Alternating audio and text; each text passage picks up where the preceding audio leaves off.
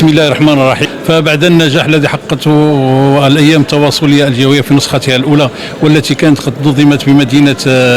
دار بيضاء، مراكش وطنجة وكذلك الرباط، فبتوجيهات السيد المدير العام للأمن الوطني ومراقبة التراب الوطني الرامية إلى تحسين وتجويد الأعمال الاجتماعية لمنتسبي أسرة الأمن الوطني من متقاعدين وموظفين وأرامل وأيتام، بادرت المؤسسة في نسختها الثانية إلى تنظيم هذه الأعمال، هذه الأيام التواصلية الجهوية التي ابتدأت بمدينة فاس ومرور مدينة وجدة إن شاء الله، وجدة وتطوان وكذلك مدينة القنيطرة. هذه الأيام التواصلية الجهوية الهدف منها هو التعريف بالخدمات التي تقدمها المؤسسة في إطار المهام ديالها الاعتيادية، وكذلك في إطار اتفاقية الشراكة والتعاون التي تنظمها مع باقي الشركاء في مختلف المجالات، من بينها المجال السكني، التأميني، الثقافي، وكذلك عدة مجالات أخرى في المجال الاجتماعي. وهذه الأيام التواصلية أيضا فهي عبارة عن منصة جد مهمة في تجديد في ترسيخ سياسة القرب وتجديد التواصل بين المؤسسة ومنخرطها من أجل الاستماع إليهم والإجابة عن مشاكلهم وأسئلتهم، وكذلك معرفة متطلباتهم واحتياجاتهم الاجتماعية، وكذلك إدماج مقترحاتهم في مشاريع المؤسسة المستقبلية والآنية إن شاء الله. أعانكم الله وشكرا.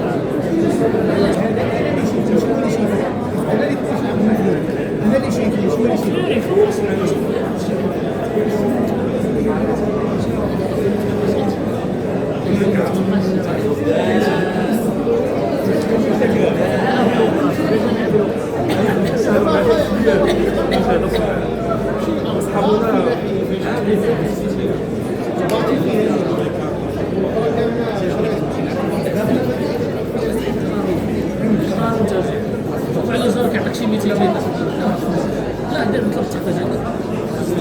ما دازوش ماشي يعني عاد بغيت نشري